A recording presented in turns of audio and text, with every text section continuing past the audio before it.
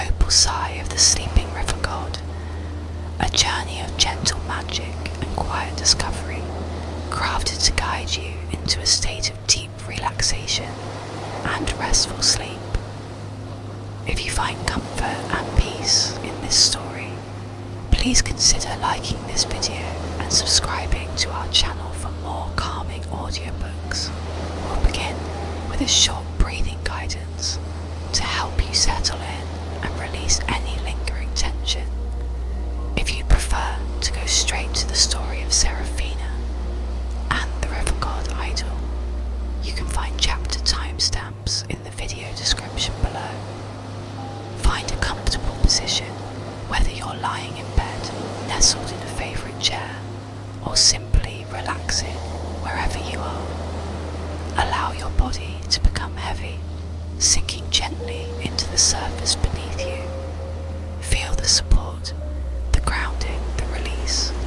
Imagine you are standing on the banks of the River Idyll, the cool, smooth stones beneath your bare feet, the gentle murmur of the water, a constant, soothing presence. This is your time to let go, to breathe, and to be at peace. Let's begin with a breath, slow and deep.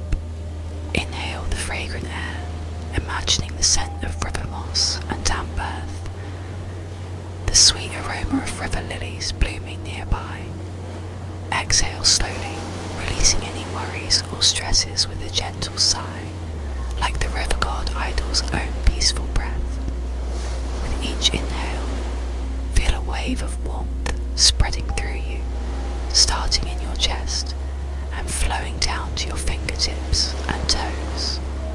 With each exhale, feel your muscles softening, releasing, becoming heavy and still. Imagine the opalescent mists rising from the river, shimmering with gentle colours, carrying blessings on the breeze.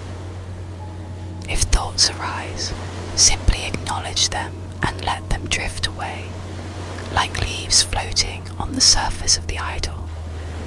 Gently return your focus to your breath, to the feeling of warmth and weight, to the sounds of the river and the soft whisper of the wind through the willow trees.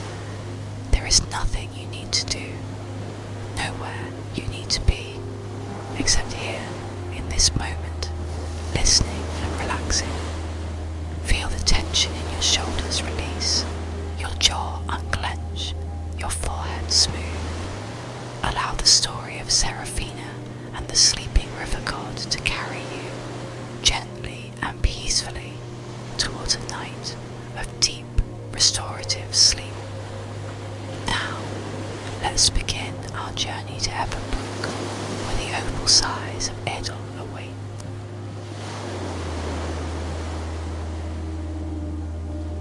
Chapter 1.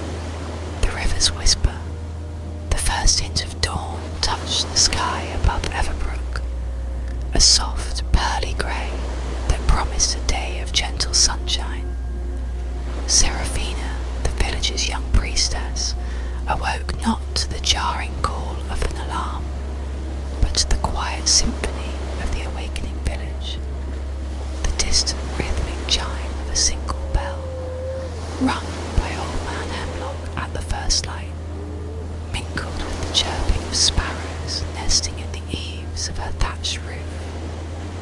A faint sweet scent, the lingering perfume of river lilies from her bedside table, drifted on the cool morning air.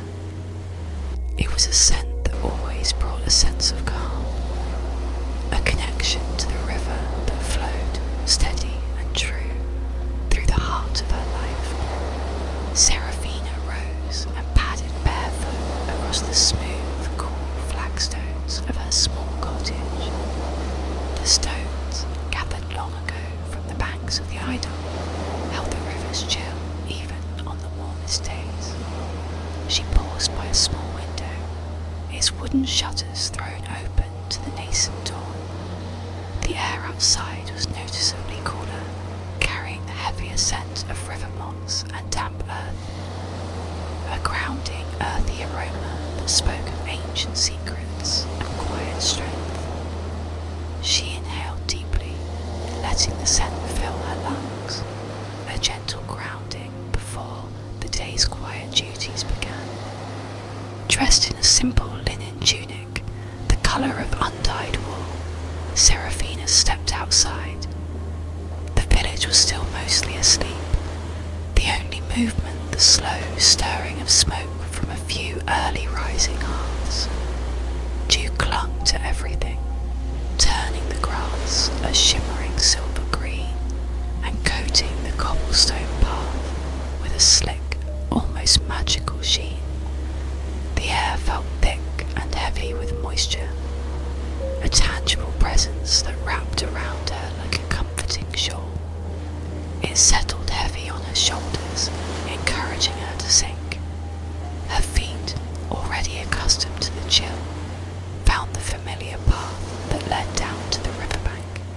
It was a well-worn track, softened by generations of villagers making their way to the Idyll, the heart and soul of Everbrook. The grass along the path, still damp with dew, felt delightfully cool and spongy beneath her soles. As she walked, she consciously felt the earth beneath her feet, grounding her, releasing the night's lingering dreams. The River Idyll flowed with a gentle, almost imperceptible current, its surface reflecting the soft grey of the dawn sky. It wasn't a grand or imposing river, but rather a comforting presence, wide and slow-moving, like a wise old friend, content in its slumber. The water itself was remarkably clear, revealing the smooth, multicoloured stones that lined the riverbed, each one polished to a glassy sheen by the endless flow. And then there were the mists, the opal sighs of the sleeping river, God Idyll. They rose gently from the water's surface, swirling and shifting in the barely there breeze. These weren't ordinary mists, they held a faint, iridescent glow, a shimmering opalescence that hinted at the magic they contained. Some mornings they were thin and wispy, other times thick and swirling like spun moonlight. Today they were somewhere in between, rising in slow, graceful spirals, like sleepy breaths escaping a slumbering giant. Seraphina reached her usual spot, a small, moss-covered outcrop of rock that jutted out slightly into the river. She sat, drawing her knees up to her chest and wrapping her arms around them. The rock was cool and smooth beneath her, a solid, unchanging presence in the ever-flowing river. She traced the familiar patterns in the rising mists with her fingertip, feeling the slight, cool tingle of magic on her skin. It was a sensation she had known since childhood, a subtle vibration that connected her to the river's ancient power. She closed her eyes and listened, not to the sounds of the village, but to the river itself. It wasn't silent, not truly. There was the gentle lapping of water against the bank, the rustling of reeds, the distant murmur of unseen currents. But beneath it all, there was another sound, a deeper, more subtle hum, almost too low to hear. It was the river god's song, a wordless melody that resonated deep within her bones, a calming lullaby that spoke of peace, of acceptance, of the endless, gentle flow of time. And as Seraphina listened, her heart began to beat slower, matching itself and her breathing to the quiet rhythm that lulled through Everbrook.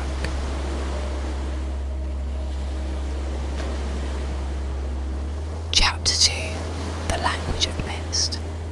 The sun, now fully risen, cast long, gentle shadows across Everbrook, warming the dew-kissed stones and painting the river with streaks of gold.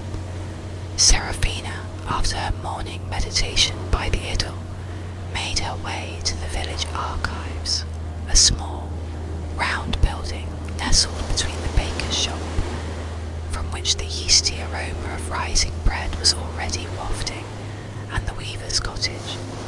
The archives, unlike the other buildings, were built entirely of river stone, giving them a cool, enduring quality, even in the height of summer. The heavy wooden door, carved with intricate depictions of river lilies and swirling mists, creaked open with a familiar, low groan. Inside, the air was noticeably cooler, carrying the distinct comforting scent of old parchment, dried herbs, and a hint of beeswax from the candles that were often used for late-night studies. Sunlight streamed through a single high window, illuminating dust motes dancing in the golden rays. The quiet inside was profound, broken only by the occasional rustle of parchment or the soft scuttling of a tiny, harmless silverfish. Seraphina ran her hand along the smooth, cool surface of the shelves, each one packed tightly with scrolls, bound books, and leather-bound ledgers.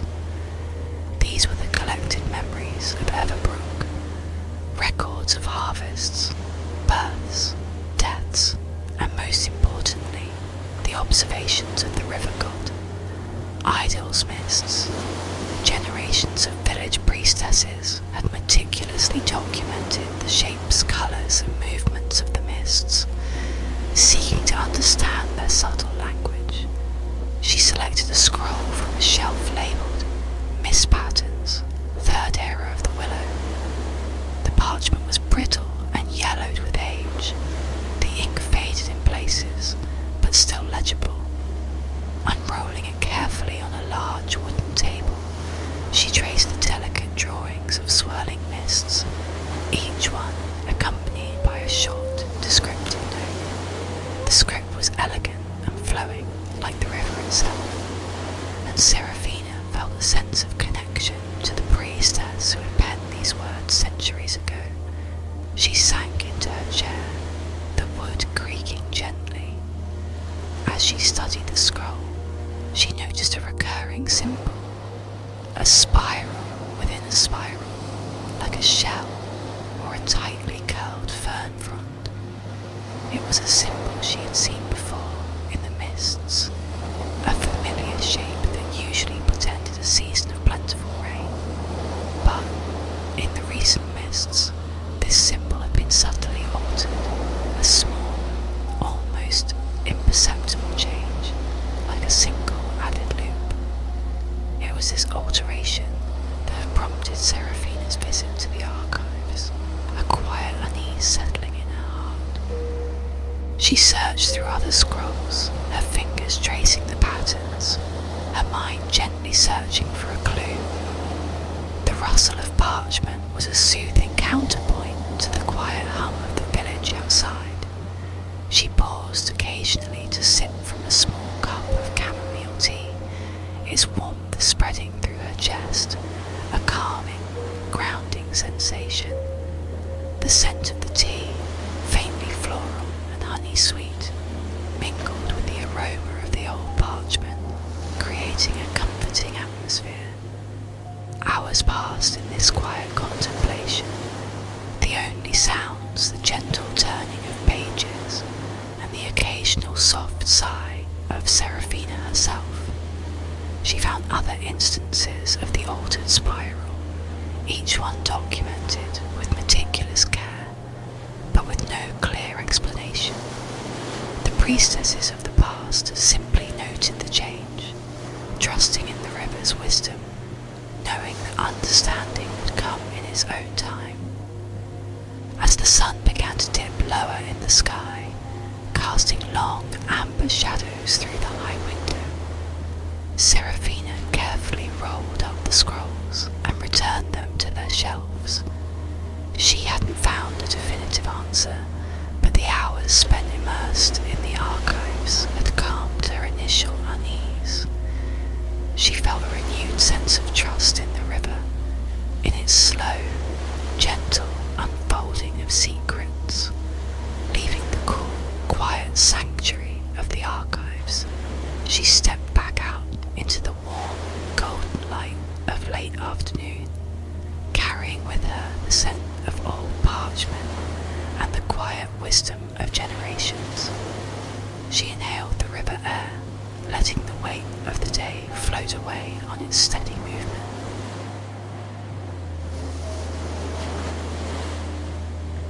Chapter 3.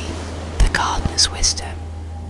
The late afternoon sun cast a warm, honey-coloured glow over Everbrook as Seraphina made her way to Elder Rowan's garden. It was located on the outskirts of the village, where the cultivated land gently transitioned into the wilder banks of the River Idyll. A low stone wall, overgrown with fragrant honeysuckle and climbing roses, marked the boundary, the air around it thick with the buzzing of bees and the sweet heady perfume of blossoms. Seraphina pushed open the small wooden gate, its latch worn smooth by years of use, and stepped into a world of vibrant colour and life. Rowan's garden wasn't meticulously organised.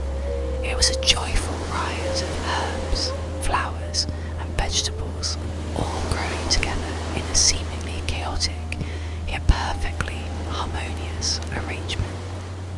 Pathways paved with uneven flagstones wound through the abundance, inviting exploration. The air in the garden hummed with the sounds of nature. The buzzing of bees was a constant low drone, punctuated by the chirping of crickets hidden amongst the leaves and the gentle murmur of the river flowing just beyond the garden wall.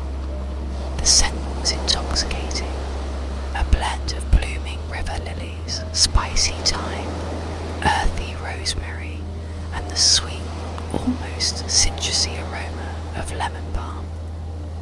Elder Rowan, their back to Seraphina, was tending to a patch of chamomile, their hands gnarled and stained with the rich hues of the earth, moving with a gentle precision. Rowan was as much a part of the landscape as the ancient willow trees that lined the riverbank. Their clothes, simple and patched, with the colours of earth and leaf, blending seamlessly with the garden's tapestry. "Good afternoon, Elder," Seraphina said softly, her voice barely disturbing the garden's symphony. Rowan turned, a slow, deliberate movement, and a smile as warm and welcoming as the afternoon sun spread across their weathered face. Their eyes, the colour of faded denim, held a deep well of wisdom and kindness. "Seraphina, child, come, sit with me a while." They gestured towards a small wooden bench nestled beneath a flowering apple tree, its branches laden with ripening fruit. Seraphina sat beside Rowan, the wood of the bench warm from the sun. Rowan offered her a small sprig of lemon balm, encouraging her to rub it between her fingers and inhale the fragrant oil. The scent was instantly calming, easing any lingering tension from her hours in the archives. She felt the tightness in her shoulders begin to loosen, her breathing becoming slower and deeper. "The river whispers to you, child," Rowan said, their voice a low, gentle rumble, like the distant sound of thunder on a summer afternoon. "But it also whispers to the plants, to the earth, to all living things. We are all connected, Seraphina, like the roots of the willow tree, intertwined and inseparable." They pointed to a patch of river lilies, their luminous white blossoms glowing faintly in the dappled shade. "These lilies draw their strength from the river, just as we do. They reflect its light, its energy, its wisdom. Rowan encouraged Seraphina to feel the weight of her body on the bench, the solid ground beneath, and their scent carries peace. Breathe it in and become one with the current. Let it soothe you.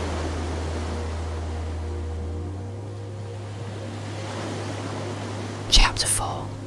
Beneath the Willow's Embrace. As the sun began its slow descent, casting long, purpling shadows across Everbrook, Seraphina sought the solace of her favourite sanctuary.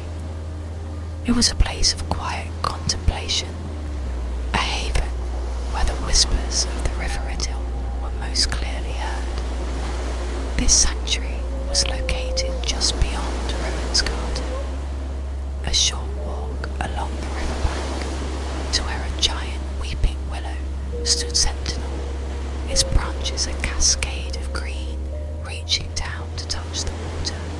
The path was soft underfoot, a carpet of fallen willow leaves and wildflowers.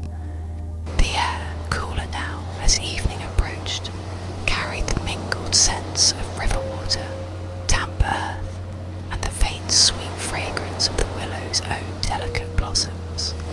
The sound of the river grew more pronounced as she approached, a gentle, rhythmic lapping against the bank that was both soothing and invigorating. The willow itself was ancient, its trunk thick and gnarled, its bark a tapestry of deep furrows and smooth patches. Its branches, long and slender, draped down like a living curtain, creating a secluded space beneath their embrace.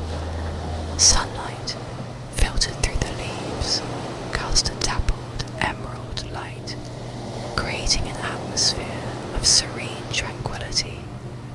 Seraphina stepped beneath the willow's branches, feeling an immediate sense of calm wash over her. It was as if she had entered a different realm, a place where the worries and concerns of the village faded away, replaced by the gentle rhythm of the river and the rustling whispers of the leaves.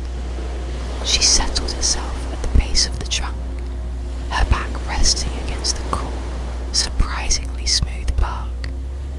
The willow's branches swayed gently in the evening breeze, their movement a slow, hypnotic dance. The leaves rustled against each other, creating a soft, whispering sound, like secrets being shared between old friends. Seraphina closed her eyes, focusing on the sound, letting it wash over her, carrying away any lingering tension or anxiety. The river flowed past, its surface now reflecting the colours of the sunset, streaks of pink, orange and violet. The opalescent mists began to rise, swirling and shimmering in the fading light, their glow more pronounced against the deepening twilight. Seraphina watched them, her gaze soft and unfocused, letting the beauty of the scene seep into her soul. She noticed how the willow's branches dipped into the water, their tips tracing patterns on the surface. It was as if the tree and the river were engaged in a constant, gentle conversation, sharing secrets and wisdom through their silent touch. Seraphina felt herself becoming part of this conversation, her own breath slowing to match the rhythm of the river, her heart beating in time with the rustling of the leaves. Time seemed to slow down, to almost cease to exist. There was only the present moment, the gentle sounds, the soft light, the feeling of profound peace. Seraphina felt a deep connection to the river, to the willow, to the earth beneath her. She felt her worries, her quest for the meaning of the mist symbol, fading away. All that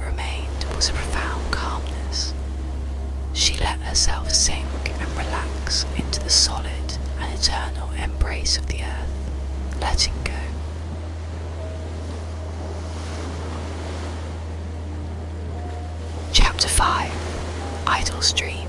The full moon, a luminous pearl in the inky sky, bathed Everbrook in a silvery light. The village was quiet, the only sounds the chirping of crickets and the gentle murmur of the River Idyll. Seraphina, after spending the evening beneath the willow's embrace, felt a profound sense of peace, a quiet understanding that had settled deep within her heart. She was drawn once more to the riverbank. The air was cool and crisp, carrying the scent of night-blooming jasmine and the ever-present aroma of river moss and damp earth. The river itself seemed to glow under the moonlight, its surface a shimmering mirror reflecting the celestial display above. The opalescent mists, now rising in thick, swirling clouds, were at their most radiant, pulsing with a soft, ethereal light. Seraphina stood at the edge of the water, her bare feet sinking slightly into the cool, damp sand. She gazed at the mists, no longer searching for specific symbols or patterns, but simply allowing herself to be present, to be open to the river's wisdom. She felt a gentle tingling on her skin, the familiar touch of the river god's magic, a sensation that was both comforting and invigorating. And then it began, not with a sudden flash or a dramatic revelation, but with a subtle shift in the mists. The swirling patterns began to coalesce, to form images, not sharp and clear, but dreamlike and fluid, like memories unfolding in the quiet of the night. Seraphina realized, with a sense of profound wonder, that she was witnessing Idyll's dream. The images were not of Everbrook, not of the present, but of a time long ago, when the river flowed through a vast, untouched forest. She saw ancient trees, taller and grander than any that grew now, their branches reaching up into the sky like supplicating arms. She saw creatures, gentle and shy, moving through the undergrowth, their eyes glowing with an ancient wisdom. These were not images of fear or danger, but of peace and harmony, of a world untouched by human hands, a world where the river flowed freely, its waters pure and untainted. Seraphina understood then that the altered symbol in the mists was not a warning, but a memory, a reminder of the river's origins, of its enduring connection to the natural world. It was a gentle plea to remember, to respect, to cherish the delicate balance of life. As the images faded, the mists slowly dispersed, returning to their usual swirling patterns. Seraphina felt a wave of profound gratitude wash over her, a deep appreciation for the river god Idyll's gentle wisdom. She closed her eyes, breathing in the cool night air, feeling the river's song resonate within her, a lullaby of peace and contentment. She allowed any last traces of tension in her body to melt away. Seraphina, carrying the river god's dream within her heart, turned and walked slowly back towards the village, the moonlight illuminating her path. The houses of Everbrook, bathed in silver light, seemed to slumber peacefully beneath the watchful gaze of the moon. She knew that the blessing of Idyll's dream, the calming, peaceful energy of the river, would spread throughout the village, ensuring a night of restful sleep for all. She felt the peace spreading from her, like rings in the calm water, outwards. She entered her cottage, the quiet embrace of the familiar setting wrapping her in a swathe of comforting solitude.